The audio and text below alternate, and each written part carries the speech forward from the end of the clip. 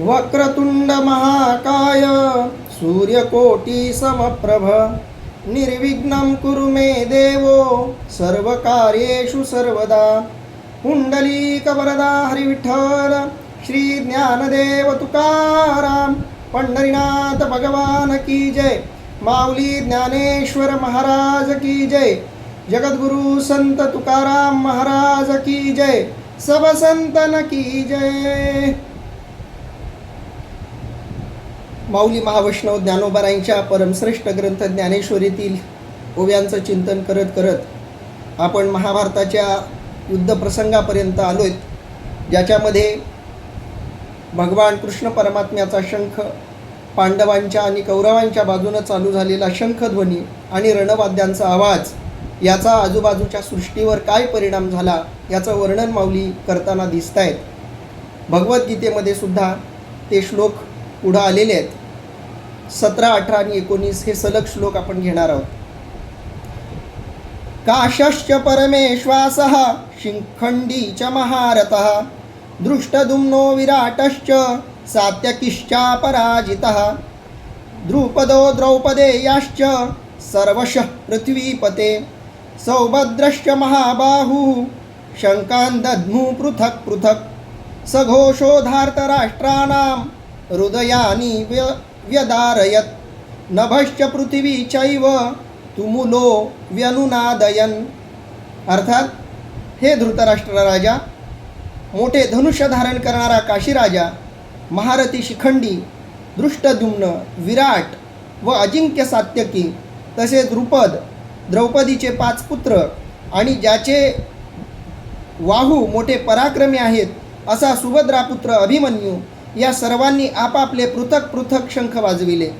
अंतरिक्ष व पृथ्वी यांना दुमदुमून टाकणाऱ्या त्या भयंकर शंखनादाने कौरवांची हृदये फाडून टाकली। म्हणजे त्या भयंकर ध्वनीने दुर्योधनादिकांच्या मनात भीती उत्पन्न झाली। आपण बघतोय की या शंखनादाचं जे काही वर्णन आहे, हे शंखनादाचं वर्णन संजय धृतराष्ट्राला करतायत। अगदी 12व्या श्लोकापासून आपण संजयाच्या श्लोकांचा विचार करतोय।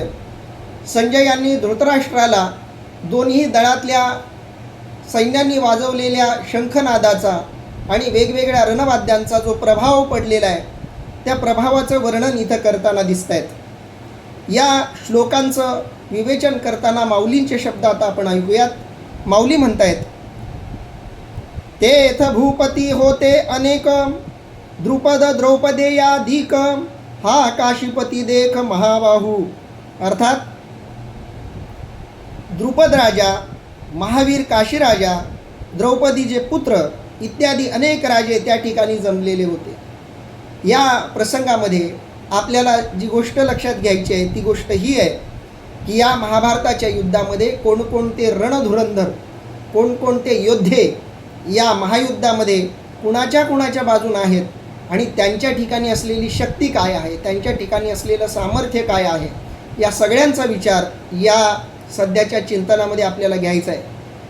माऊली सांगताय, ते तर भूपती होते अनेक, त्या ठिकाणी अनेक अशा प्रकारचे भूपती होते।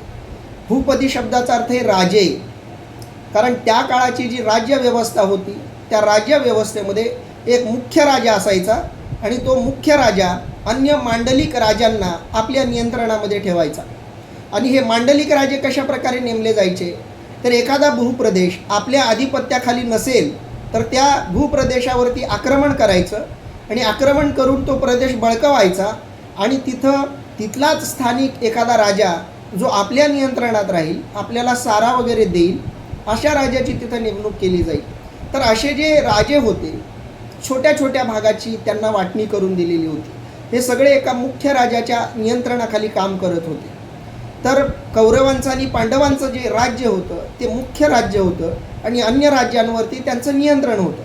तर असे जे सगळे मांडलिक राजे जे होते ते मांडलिक राजेसुद्धा इथं युद्धासाठी जमलेले होते। आता हे जमत असताना धृतराष्ट्र आणि पांडव म्हणजे पंडुराजा या 2 भावांमध्ये राज्याची जी विभागणी झालेली होती, त्यामुळे या दोन्ही राजांनी आपापले जे मांडलिक राजे होते त्या मांडलिक राजांचं या दोघांपैकी वेगवेगळ्यांना समर्थन होतं। त्यामुळे जेव्हा महाभारताचं युद्ध सुरू झालं तेव्हा या मांडलिक राजांनी या कौरव आणि पांडव या दोघांपैकी एकाची बाजू घेतलेली आपल्याला दिसते. आणि हे दोन्ही मांडलिक राजे जे आहेत त्यांना उद्देशून माऊलींनी भूपती असा शब्द इथं वापरलेला आहे. ते तर भूपती होते अनेक, कारण अशा विस्तीर्ण अशा कौरव पांडवांच्या राज्यांच्या ज्या सीमा होत्या त्या सीमांच्या आतल्या भागामध्ये मोठा भूप्रदेश व्यापलेला असल्यामुळं अनेक छोटे छोटे मांडलिक राजे होते आणि ते राजेही या युद्धाला आलेले असल्यामुळं ते तर भूपती होते अनेक, अनेक भूपती तिथं आलेले होते. त्यांची काहीची नावं इथं घेतली गेलेली आहेत. द्रुपद द्रौपदे या अधिक, अर्थात त्याच्यामध्ये राजा द्रुपद आहे, द्रौपदीचे पुत्रही आहेत त्याच्यामध्ये. हा काशीपती देख महाबाहू, काशीपती नावाचाही महायोद्धा इथं उपस्थित आहे, ज्याला महाबाहू म्हणून ओळखलं जातं. महाबाहू, बाहू म्हणजे ज्याच्या बाहूंमध्ये, हातांमध्ये, भुजांमध्ये प्रचंड अशी ताकद आहे, त्याला महाबाहू असं म्हणतात. हा काशीपती देख महाबाहू, अर्थात बघा तेथ म्हणजे त्या ठिकाणी, भूपती म्हणजे मांडलिक राजे होते अनेक, अनेक होते. त्यामध्ये द्रुपद द्रौपदेयाधिक, द्रौपदेयाधिक, द्रौपदेय या शब्दाचा अर्थ आहे द्रौपदीची मुलं, जी की 5 होती. द्रुपद द्रौपदेयाधिक म्हणजे द्रुपद राजांबरोबरच द्रौपदीची 5 मुलं. आणि हा काशीपती देख महाबाहू, महाबाहू असलेला काशीपती सुद्धा तिथं उपस्थित होता. पुढं माऊली म्हणतायत ते तर अर्जुनाचा सुतू सात्यकी अपराजितू दृष्टद्युम्नू नृपणातू श्रीखंडी हन, अर्थात तसेच अर्जुनाचा मुलगा अभिमन्यू, अजिंक्य असा सात्यकी, नृपश्रेष्ठ दृष्टद्युम्न आणि शिखंडी या भूपतींनीही ती रणभूमी सुशोभित झालेली होती. हे भूपती सुद्धा त्या ठिकाणी उपस्थित होते. त्याच्यामध्ये अर्जुनाचा सुतू, अर्जुनाचा मुलगा जो आहे तो अभिमन्यू, तो सुद्धा इथं उपस्थित होता, जो सुभद्रेचा मुलगा आहे. सात्यकी सुद्धा इथं उपस्थित आहे, जो की अपराजितू, अपराजित या शब्दाचा अर्थ आहे की ज्याला कुणीही हरवू शकणार नाही, ज्याला कुणीही अपराजित म्हणजे पराजित करू शकणार नाही. जो अजिंक्य आहे त्याला म्हणायचं अपराजित. ते तर अर्जुनाचा सुतू, तिथं अर्जुनाचा मुलगा अभिमन्यू होता, जो अपराजित आहे, अजिंक्य आहे असा सात्यकी सुद्धा तिथं होता. दृष्टद्युम्न नृपणाथू, नृपणाथू म्हणजे राजा या अर्थानं हा शब्द आलेला आहे. पण राजामध्ये आणि नृपनाथामध्ये थोडासा फरक आहे. मुळात नृप शब्दाचाही अर्थ राजा होतो, नृपनाथू शब्दाचा अर्थ आहे राजांचा राजा, ज्याच्या नियंत्रणात अन्य काही राजे आहेत, तो नृपनाथ आहे. तो दृष्टद्युम्नू नृपनाथू, अर्थात तो दृष्टद्युम्न जो की नृपनाथ आहे, राजांचा राजा आहे तोही. आणि शिखंडी हन, अर्थात शिखंडी सुद्धा या महायुद्धामध्ये त्या ठिकाणी उपस्थित आहे असं माऊली वर्णन करतायत. विराटादी नृपवर जे सैनिक मुख्य वीर, तीही नानाशंख निरंतर स्फुरिले. विराटादी नृपवर, विराटांसारखे नृपवर की जिथं पांडवांनी अज्ञातवासामध्ये आश्रय घेतलेला होता, अशा महाराजा विराटालाही पांडवांनी युद्धाच्या ठिकाणी बोलवलेलं होतं. विराटादी नृपवर, असे वेगवेगळे विराटांसारखे वेगवेगळे नृपवर, वेगवेगळे राजे, जे सैनिक मुख्य वीर, या राजांबरोबरच युद्धांमध्ये पारंगत असलेले जे मुख्य सैनिक वीर होते, तीही नाना शंख निरंतर स्फुरिले, त्यांनी वेगवेगळ्या प्रकारचे शंख वाजवायला सुरुवात केलेली आहे. इथं दिलेला अर्थ बघा या श्लोकाचा. त्याचप्रमाणे विराट व इतर जे जे सेनानायक होते त्यांनी आपापले निरनिराळ्या तऱ्हेचे शंख एकसारखे वाजवले. पांडवांच्या बाजूला असलेल्या या वेगवेगळ्या राजांनी, वेगवेगळ्या राजांनी आणि त्या राजांच्या नियंत्रणात काम करणाऱ्या सेनानायकांनी सुद्धा आपापल्याकडं जे काही शंख होते ते शंख वाजवायला सुरुवात केली. आणि या शंखाचा निरंतर ध्वनी, सारखा ध्वनी सुरू राहिला त्या युद्धभूमीच्या क्षेत्रावर अगदी त्या क्षणाला. पुढं माऊली वर्णन करतायत. तेणे महाघोष निर्घाते शेष कुर्म अवचिते गज बजोनी भूभाराते सांडू पाहते. बघा त्या प्रचंड अशा शंखनादाच्या ध्वनींनी, एका शंखनादामध्ये प्रचंड असा ध्वनी बाहेर निघत असताना असे अगणित असे शंखध्वनी वाजायला लागले. एका एका शंखध्वनीचा आवाज करणारे जे राजे होते तेही काही सामान्य नव्हते. आपण बघितलं, एकेकाचे निमनो व्यापारे हे विश्वाची होय संवरे, असं माऊलींनी ज्या एका एका योद्ध्याचं वर्णन केलं, असे अगणित योद्धे त्या युद्धभूमीमध्ये आलेत आणि त्या सगळ्यांनी एकाच वेळी आपापल्या जवळ असलेले शंख वाजवायला सुरुवात केली. ज्यांच्याकडं रणवाद्य होती त्यांनी रणवाद्य वाजायला सुरुवात केली. कल्पना करा की अशा भीषण ध्वनी एकाच वेळी सगळीकडे चालू असताना काय परिस्थिती निर्माण झाली असेल. या प्रसंगातून आपल्याला साधकांना एक गोष्ट चांगली शिकता येण्यासारखी आहे. त्या गोष्टीचा संकेत या ओव्या आपल्याला देत आहेत. युद्ध असो किंवा साधना असो, एकट्यातही करता येते आणि एकांतातही करता येते आणि सार्वत्रिकपणेही करता येते. मी मागेही तुम्हाला म्हणालो की संगीतामध्ये जितकी विध्वंसाची ताकद आहे तितकीच संगीतामध्ये सृजनाचीही ताकद आहे. आणि म्हणून एकांतातल्या साधनेपेक्षा अनेक संप्रदायांनी सार्वजनिक आणि सामूहिक साधनेला महत्त्व दिलेलं आहे. म्हणून विध्वंस असो किंवा सृजन असो, दोन्ही ठिकाणी संगीताचा, ध्वनीचा खूप मोठा महत्त्वाचा वाटा आहे. कारण ध्वनी हे वातावरण निर्मिती करत असतात. काही ध्वनी राजस असतात, काही ध्वनी तामस असतात आणि काही ध्वनी सात्विक असतात. रात्रीच्या किर्र अंधारामध्ये जो काही रातकिड्यांचा आवाज येतो, तो जो भयंकर आवाज असतो त्याला आपण तामस स्वर असं म्हणूयात. अमावस्येच्या दिवशी या प्रकारच्या ध्वनीला सकारात्मक असं वातावरण असतं. त्यामुळं अशा काळामध्ये साधना टाळावी असं शास्त्र सांगतं. कारण अशा काळामध्ये ज्या नकारात्मक ध्वनी आहेत त्या ध्वनींना त्या काळामध्ये स्थान मिळालेलं असतं. त्यामुळं असे नकारात्मक आणि तामस ध्वनी या काळामध्ये कार्यरत झालेले असतात. आणि या ध्वनी आजूबाजूला कार्यरत असताना साधकानं जर साधना केली तर त्याच्या साधनेमध्ये गतिरोधक निर्माण होतात. म्हणून साधकानं साधना करताना तामस ध्वनी टाळावेत. दुसरा जो ध्वनी आहे त्याला आपण राजस ध्वनी म्हणतो. राजस ध्वनीमध्ये सुद्धा साधना टाळावी. का तर राजस ध्वनीमध्ये आपल्या साधनेमध्ये सकामता येण्याची शक्यता असते. राजस ध्वनी आजूबाजूला चालू असताना जर आपण साधना केली तर आपल्या अंतःकरणात, आपल्या मनात त्या साधनेच्या मोबदल्यात काही वेग मिळवायची अभिलाषा निर्माण होऊ शकते. आणि साधनाचं खरं फळ आपल्याला मिळवायचं असेल तर ती साधना निरपेक्ष असली पाहिजे. कोणत्याही फळाच्या अपेक्षेशिवाय ती असली पाहिजे. आणि म्हणून राजस ध्वनी, मग राजस ध्वनी म्हणजे कोणते, तर ज्याच्यामध्ये तबल्यासारखी वाद्य येतात, हार्मोनियम किंवा पेटीसारखी वाद्य येतात. ज्या वाद्यांमध्ये आधुनिक जेवढी वाद्य वाजवली जातात ती सगळी वाद्य ही राजस प्रकारची वाद्य आहेत. सात्विक असं एकही आधुनिक वाद्य अस्तित्वात नाही. जी सात्विक वाद्य आहेत ती सगळी वाद्य ही प्राचीन आहेत. आता मग राजस वाद्यांमध्येही साधना करू नये म्हणून आपण जे म्हणतो ना की बरेच जण साधना करताना यांत्रिक ध्वनी लावतात. गायत्री मंत्र आता आपल्याला इलेक्ट्रॉनिक प्रकारचा मिळतो, तर ते एकदा लावून ठेवलं की सारखं सारखं ते गायत्री मंत्राचा जप आजूबाजूला चालू असतो.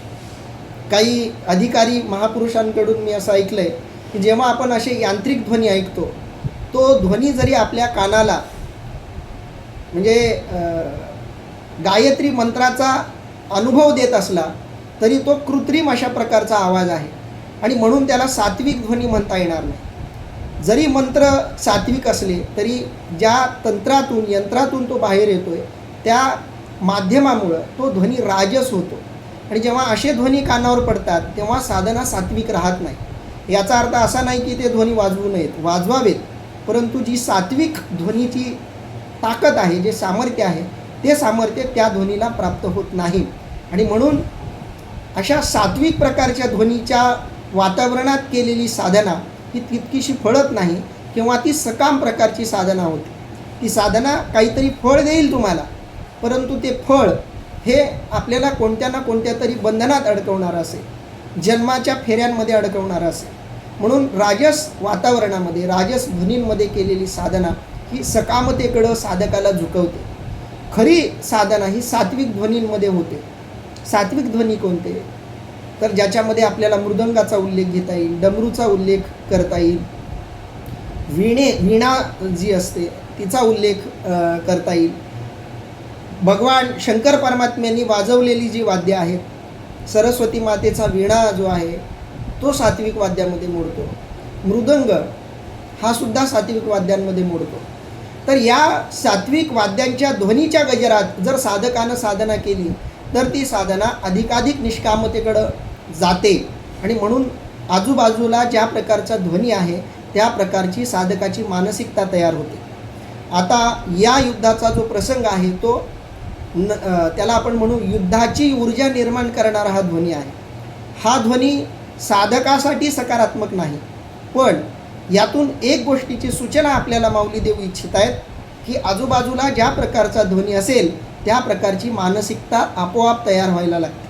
ही संगीताची आणि ध्वनींची ताकद आहे आणि म्हणून जिथं तुम्ही साधना करत असाल तिथं एकतर निवांतपणा असावा, आजूबाजूला कोणत्याही प्रकारचा ध्वनी नसावा, असं जे आपण म्हणतो त्याचं कारण महत्त्वाचं हे आहे. एकांतातली साधना ही निर्ध्वनी वातावरणात करायची, सामूहिक साधना करायची असेल तर ती सात्विक ध्वनींच्या मध्ये करावी. वारकरी एकत्रितपणे जेव्हा भजन करतात तेव्हा तो एक सात्विक ध्वनी तयार होतो आणि अशा सात्विक ध्वनीच्या वेळी केलेली आराधना ही सामूहिक उद्धाराला, सार्वजनिक मोक्षाला कारणीभूत ठरते. एकाच वेळी अनेकांमध्ये निर्माण झालेली ती सात्विक ऊर्जा ही आपल्या साधनेला अनुकूल ठरते आणि म्हणून अनेकांनी एकाच वेळी एकाच प्रकारचा जयघोष हा सामूहिक आध्यात्मिक उन्नतीसाठी गरजेचा असतो. या गोष्टींची सूचना यातून आपल्याला घेता येऊ शकते आणि म्हणून थोडासा संदर्भ जरी वेगळा असला, प्रसंग जरी वेगळा असला तरी युद्धाचा ध्वनी जसा युद्धाचं वातावरण निर्माण करतो तसा सात्विक ध्वनी सात्विक वातावरण निर्माण करतो. आणि या दृष्टीनं ही जी काही युद्धाची सगळी लगबग सुरू आहे, युद्धाचं जे काही वातावरण चालू आहे त्याचं वर्णन करताना माऊली म्हणतायत, महाघोष निर्घाते शेष कुर्म अवचिते गजबजोनी भूभाराते सांडू पाहती. अर्थात त्या शंकांच्या महाध्वनीच्या आघाताने शेष व कुर्म हे एकदम दचकले आणि पृथ्वीचा भार टाकून देण्यास तयार झाले. तो प्रचंड आवाज इतका प्रचंड व्हायला लागला की त्या शंकाच्या महाध्वनीच्या आघातामुळं शेषाला, आपण म्हणतो की शेषनागाच्या मस्तकावरती ही पृथ्वी आहे, कुर्माच्या पाठीवरती ही सृष्टी आहे, त्यामुळं माऊली म्हणतात की शेष आणि कुर्म म्हणजे कासव या दोघांनाही एक प्रकारची भीती वाटली. महाघोष निर्घाते शब्दाचा अर्थ आहे महाध्वनीच्या आघाताने. तो प्रचंड असा ध्वनी व्हायला लागला आणि त्या महाघोष निर्घाते, प्रचंड महाघोष म्हणजे महान गर्जना करणारा, निर्घात म्हणजे आघात, महाघोषांचा आघात, सगळ्या बाजूने शंख वाजायला लागले आणि त्या शंखांचा परस्परांमध्ये ध्वनी प्रतिध्वनी होऊन जो प्रचंड आवाज तयार झाला त्यामुळं शेष कुर्म अवचिते. आणि त्यावेळी शेष आणि कुर्म म्हणजे कासव हे दोघंही अवचिते अचानक गजबजोनी भूभाराते सांडू पाहती, गजबजून गेले म्हणजे दचकून गेले, एकदम दचकले, प्रचंड घाबरले आणि घाबरून आता आपण भूभार सांडून टाकू असं त्यांना वाटायला लागलं. कारण ध्यानस्थ रूपामध्ये असलेले कुर्म आणि शेष भगवान यांच्या ध्यानाला हा सगळा ध्वनी घातक वाटायला लागला. यातून एक प्रकारची सूचनाही माऊलींनी दिलेली आहे की जिथं युद्धाचा गजर सुरू होतो तिथं आपोआपच पृथ्वीलाही भीती वाटायला लागते. कारण पृथ्वी ही त्या आवाजानं घाबरते. कारण आपण सगळे पृथ्वीची लेकरं आहोत आणि या लेकरांवरती आता मोठं भयानक संकट येणार आहे अशा प्रकारची भावना पृथ्वीच्या मनात निर्माण होते. आणि म्हणून ही पृथ्वी ज्या शेषाच्या मस्तकावर आहे ते शेष आणि कुर्मसुद्धा या प्रचंड अशा आवाजानं घाबरले आणि जणू काही आपल्या आधारावर असलेली पृथ्वी ती सोडून द्यावी की काय असं त्यांना वाटायला लागलं. ते तिन्ही लोक डळमळीत, मेरू मांदार आंदोळीत, समुद्र जळ उसळीत कैलासवेरी. अर्थात त्या योगाने त्रैलोक्य डळमळू लागले, मेरू मांदार हालू लागले, समुद्राचे पाणी कैलासापर्यंत उसळले. बघा माऊलींनी किती सुंदर अतिशयोक्त अलंकाराचा आधार घेऊन त्या काळातल्या त्या प्रसंगाचं सुंदर असं वर्णन केलेलं आहे. माऊली सांगताय ते तिन्ही लोक डळमळीत, तिन्ही लोकातले स्वर्ग लोक, मृत्यू लोक आणि पाताळ लोक, या तिन्ही लोकांमधले लोक, हे तिन्ही लोक डळमळीत, हे तिन्ही लोक डळमळायला लागले.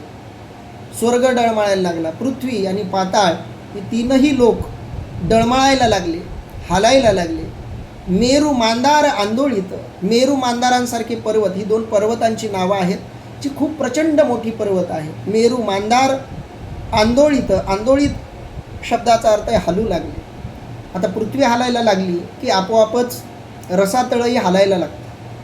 पृथ्वीच्या आतला जो भाग आहे त्याला आपण रसातळ असं म्हणतो, ज्याला आपण तिसरं लोक असं सुद्धा म्हणतो. जे खालचं दुय्यम लोकांसाठीचं जे लोक आहे, एक आहे स्वर्गलोक, एक आहे मृत्यूलोक आणि तिसरा आहे पाताळ लोक. या तीन लोकांनाही आपण थोडंसं साधनेच्या दृष्टीनं समजून घ्यायला हवं. मनुष्य लोकामध्ये येऊन जी लोक साधना करतात, कर्म करतात, त्यांना कर्म करण्यासाठी मिळालेला लोक म्हणजे मृत्यूलोक. या लोकामध्ये शरीर मिळतं, या लोकामध्ये साधना करता येते. साधना करून एकतर तुम्ही स्वर्गात जाऊ शकता किंवा मनुष्य शरीराला येऊन पातकं केली, तामस कर्म केलं तर तुम्ही पाताळात जाऊ शकता. स्वर्गलोक पुण्यकर्म करणाऱ्यांसाठी आहे, पाताळ लोक पापकर्म करणाऱ्यांसाठी आहे. पण या तीनही लोकांच्या पलीकडं एक ब्रह्मलोक आहे किंवा या तिन्ही लोकांना व्यापणारं एक चैतन्यमय असं ब्रह्म तेजाचं विश्व आहे. त्या विश्वामध्ये प्रवेश करण्यासाठी मात्र आपल्याला पाप पुण्याच्या पलीकडं जावं लागणार. ना पापाची भीती ना पुण्याचा मोह, अशी परिस्थिती जिथं येते तिथं या तीन लोकांच्या पलीकडची परिस्थिती प्राप्त होते. या तीनही लोकांचा साधनेच्या दृष्टीनं अतिशय उपयोग होणार आहे. वेगवेगळ्या वेळी वेगवेगळ्या प्रसंगी त्या संदर्भातलं चिंतन आपण करणार आहोत. पण माऊली सांगतायत ते तर तिन्ही लोक डळमळीत, हे तीनही लोक डळमळीत व्हायला लागले, मेरू मांदारांसारखे आंदोळीत व्हायला लागले, हालायला लागले. आता पृथ्वीच हालायला लागली म्हटल्यावर आपोआप रसातळही हालायला लागणार. समुद्र उसळत कैलास गेली, अगदी त्या पृथ्वीवर असलेल्या समुद्राचं पाणी इतकं उंच उडायला लागलं जणू काही ते कैलासापर्यंत पोहोचेल की काय, एवढ्या प्रचंड प्रमाणात ध्वनी आवाज व्हायला लागले की समुद्रसुद्धा उसळायला लागला आणि जणू काही कैलासापर्यंत पोहोचतोय की काय असं वाटायला लागलं, असं माऊली वर्णन करतायत. पृथ्वी तळ उलथो पाहत, आकाश असे आसुडत, ते तर सडा होत नक्षत्रांचा. बघा माऊली पुन्हा वर्णन करतायत, पृथ्वी पालथी होते की काय,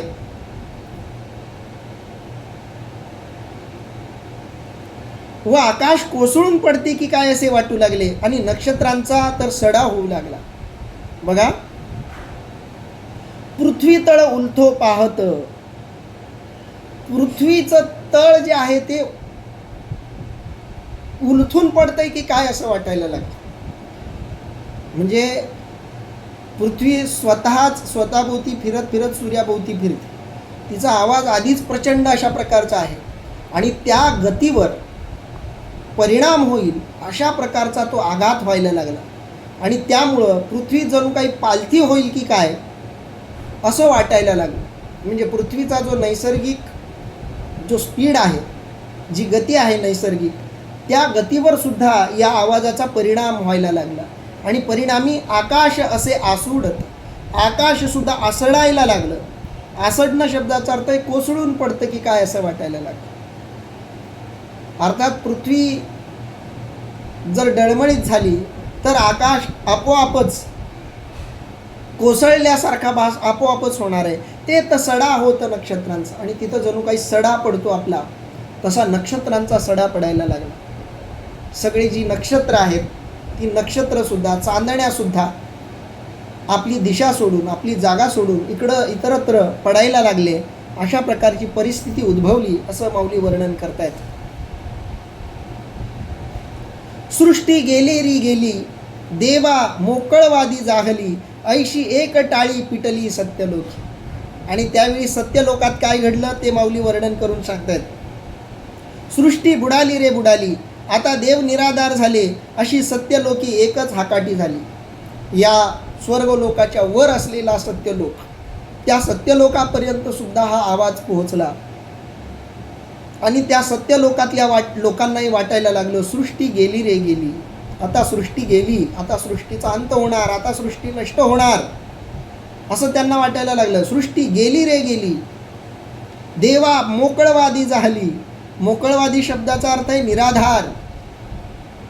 आता या सृष्टीमध्ये लोकच जिवंत राहणार नाहीत, स्वर्गामध्ये देवच राहणार नाहीत, स्वर्गही नष्ट होईल, स्वर्गातले देवही नष्ट होतील की काय असं वाटायला लागलं. मोकळवादी शब्दाचा अर्थ आहे निराधार. देवा मोकळवादी झाली याचा अर्थ देवांच्या शिवाय, देवांचा आधार नसलेली अशी ती सृष्टी व्हायला लागली. सगळे देवादिक सुद्धा नष्ट होतात की काय, सगळी सृष्टी नष्ट होती का काय असं वाटायला लागलं. ऐशी एक टाळी पिटली सत्यलोकी. आता एक टाळी पिटणे हा शब्दप्रयोग आहे ज्ञानोबा काळातला. आताही आपण हा शब्दप्रयोग थोडासा बदल करून वापरताना दिसतो. एकच टाळी वाजणे असा एक शब्दप्रयोग आपण करतो. एक टाळी वाजली, एक टाळी वाजली याचा अर्थ काय, सगळ्यांनी मिळून सर्वानुमते एक क्रिया केली किंवा एकच मत स्वीकारलं तर तिथं आपण या प्रकारचा शब्दप्रयोग करतो. तोच शब्दप्रयोग इथं माऊलींनी केलाय. ऐशी एक टाळी पिटली, सगळ्यांना एकच गोष्ट वाटायला लागली, सगळ्यांचं या गोष्टीवर एक मत झालं. ऐशी एक टाळी पिटली सत्यलोकी. सत्यलोकामध्ये अशी एकच टाळी पिटली म्हणजे सगळ्या सत्यलोकातल्या लोकांना एका गोष्टीवर ठाम असं त्यांचं मत झालं की आता सृष्टी संपली, आता सृष्टीत लोक राहणार नाहीत, देवलोकही राहणार नाहीत, सगळे संपून जातील अशा प्रकारची भीती या सगळ्यांना वाटायला लागली होती. अशा प्रकारचं वर्णन इथं माऊली करताना दिसत आहेत. माऊली पुढं बोलत आहेत, दिहाची दीन थोकला जैसा प्रळय काळ मांडला तैसा हाहाकारू जाहला तिही लोकी. अर्थात सूर्य दिवसाच थांबला आणि प्रळय काळच्या वेळेप्रमाणे तिन्ही लोकात हाहाकार उडून गेला. अर्थात बघा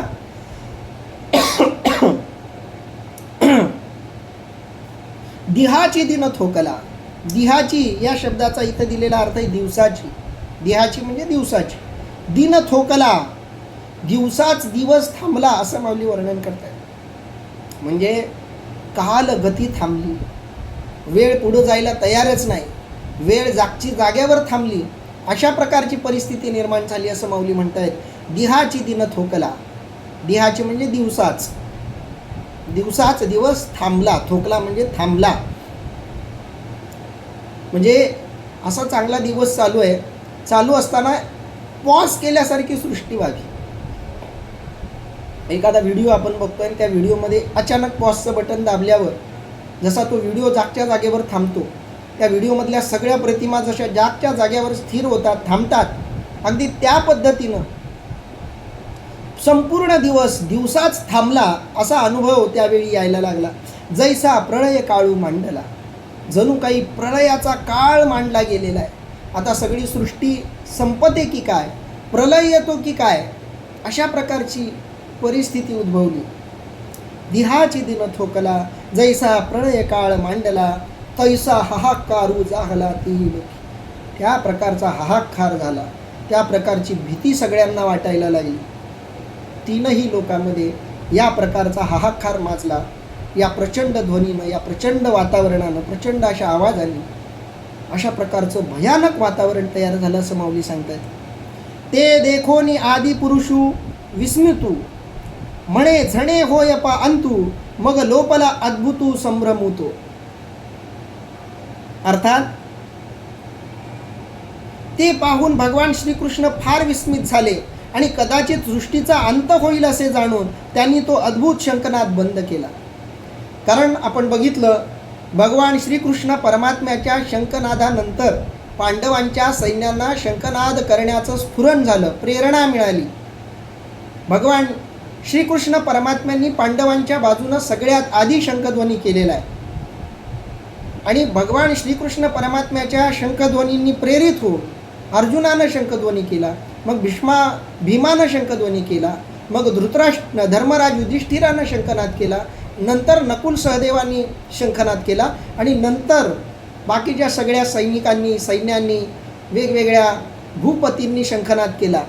म्हणजे आधी भूपतींनी, मग सेनापतींनी आणि मग सैनिकांनी.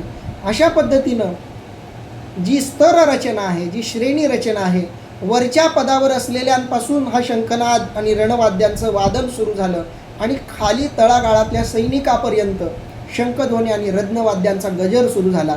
आणि हा सगळा गजर एवढा प्रचंड झाला की नक्षत्र जणू काय पडतायत की काय, त्यांचा सडा पडतोय की काय वाटायला लागलं. तिन्ही लोकांमध्ये भीतीचं वातावरण तयार झालं. पृथ्वीसुद्धा जागेवरून हलते की काय डळमळायला ती लागली. मेरू मांदारांसारखे पर्वत अविचल व्हायला लागले, हलायला लागले. भूकंपासारखी परिस्थिती निर्माण झाली.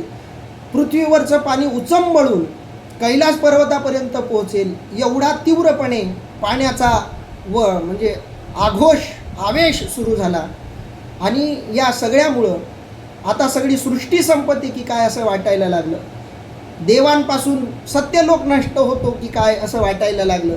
प्रळय काळ सुरू झाला की काय असं वाटायला लागलं. दिवसाच दिवस थांबला अशी परिस्थिती आली. अगदी शेष कुर्मांना सुद्धा आता पृथ्वी सोडून देऊन पळून जावं की काय असं ज्यावेळी वाटायला लागलं, अगदी त्याच वेळेला भगवान कृष्ण परमात्म्याने विचार केला, आपल्या शंखनादानं सुरू झालेला हा भीषण प्रकार आपणच थांबवला पाहिजे. आपण जर आता थांबलो नाही तर ही सृष्टी आपोआपच संपून जाईल असं भगवान कृष्ण परमात्म्यांना वाटलं. म्हणून विश्व सावरले. आणि म्हणून विश्व सावरलं, विश्व वाचलं. कशामुळं वाचलं त्याचं वर्णन आधीच्या ओवीमध्ये माऊली करतायत. ते देखोनी आदि पुरुषू विस्मितू. ते देखोनी, ते बघून, ते पाहून, ते जाणून. आदि पुरुष म्हणजे भगवान कृष्ण परमात्मा. विस्मितू आश्चर्यचकित झाले, थोडेसे चकित झाले. म्हणे झणे होय पांतू. म्हणे म्हणजे ते म्हणायला लागले. झणे म्हणजे कदाचित, होय पांतू आता सगळ्या अंत होतोय काय. मग लोपला अद्भुतू संभ्रमुतो. अर्थात इथं आलेलं वर्णन बघा. ते पाहून भगवान श्रीकृष्ण विस्मित झाले आणि कदाचित सृष्टीचा अंत होईल असे जाणून त्यांनी तो अद्भुत शंखनाद बंद केला. मग लोपिला अद्भुतू संभ्रमुतो. आणि मग तो जो अद्भुत आवाज होता तो त्यांनी लोपून टाकला, म्हणजे शांत केला. तो शंखनादाचा ध्वनी भगवान कृष्ण परमात्म्यांनी थांबवला. आणि भगवान कृष्ण परमात्म्यांनी शंखध्वनी थांबवल्याबरोबर आपोआपच बाकीच्याही सैनिकांनी, योद्ध्यांनी, सगळ्या पांडवांनी हळूहळू हा शंखध्वनी थांबवला. आणि थांबवल्यामुळं काय झालं, म्हणून विश्व सावरले. आणि म्हणून भगवान कृष्ण परमात्म्यांनी ध्वनी बंद केल्याबरोबर बाकीच्या सगळ्यांनी ध्वनी बंद केला. आणि म्हणून विश्व सावरले. सगळं विश्व सावरलं, सगळं विश्व वाचलं. एरवी युगांत होते ओढवले. जर असं झालं नसतं तर युगांत, सगळ्या सृष्टीचा अंत होण्याची परिस्थिती ओढवलेली होती. ओढवले या शब्दाचा आजचा जो अपभ्रंश शब्द प्रयोग आहे तो आहे ओढवले. एरवी जर हे झालं नसतं तर युगांत होते ओढवले. जणू काही सृष्टीचा अंत ओढवलेला होता. जय महाशंख आस्फुरिले कृष्णादिकी. कृष्णादिकांनी जो महाशंख वाजवलेला होता त्या महाशंखाच्या ध्वनीमुळं जणू काही सगळ्या युगाचाच अंत होतो की काय अशी परिस्थिती निर्माण झालेली होती. परंतु तरीही विश्व सावरलं. का तर भगवान कृष्ण परमात्म्यांनी आपला जो शंखध्वनी आहे तो थांबवला आणि म्हणून सृष्टीसुद्धा वाचली. अशा पद्धतीचं वर्णन माऊलींनी केलेलं आहे. बघा, युद्धाची सुरुवात, युद्धाच्या सुरुवातीचं पूर्ण वातावरण आणि या युद्धाच्या सुरुवातीच्या वातावरणातून निर्माण झालेले वेगवेगळ्या शंखध्वनी, वेगवेगळ्या वाद्यांचा गजर, कौरवांच्या बाजूचा वाद्यांचा गजर, पांडवांच्या बाजूंच्या वाद्यांचा गजर, त्याचा सगळ्या आजूबाजूच्या परिस्थितीवर झालेला परिणाम आणि यातून सावरण्याच्या दृष्टीनं भगवान कृष्ण परमात्म्यांनी घेतलेली माघार आणि थांबलेला शंखनाद आणि त्या थांबलेल्या शंखनादामुळं घडलेला परिणाम, या सगळ्या गोष्टी माऊलींनी आतापर्यंतच्या या ओव्यांमध्ये सांगितलेल्या आहेत. आता याचे पडसाद काय उमटतात आणि पुढं या प्रसंगामध्ये काय घडतं या सगळ्याचं वर्णन आपण उद्याच्या दिवसामध्ये करूयात. आत्ता मात्र आपण इथं थांबूयात. पुंडलिक वरदा हरी विठ्ठल श्री ज्ञानदेव तुकाराम पंढरीनाथ भगवान की जय. माऊली ज्ञानेश्वर महाराज की जय. जगद्गुरु संत तुकाराम महाराज की जय. सव संतन की जय.